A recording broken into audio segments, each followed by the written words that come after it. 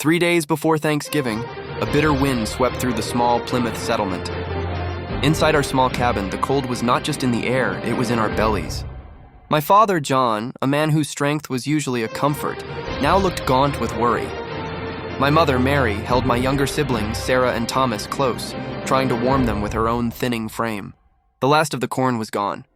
I was 14, and I could feel the heavy silence of despair settling upon us. I looked at my father's rifle hanging over the hearth.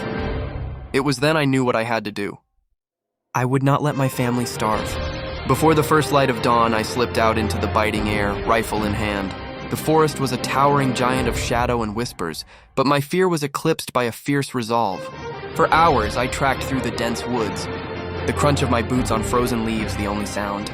Just as the sun began to filter through the canopy, I saw him, a great black bear standing directly in my path, foraging for the last of the autumn berries.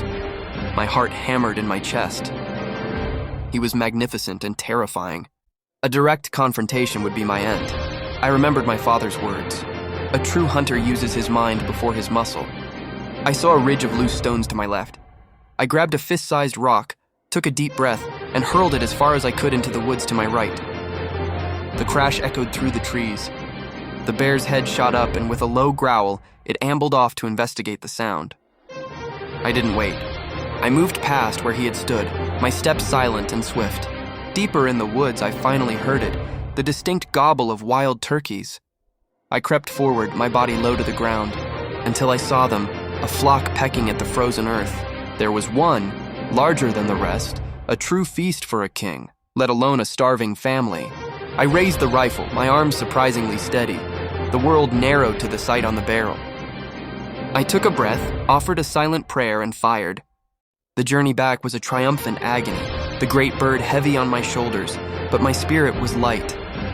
When I finally stumbled out of the tree line, a cry went up from our cabin.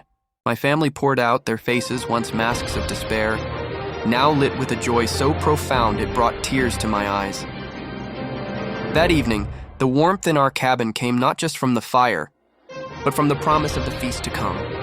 We had faced the bleakest of times, and we had triumphed. Thank you for watching. Please hit like and subscribe.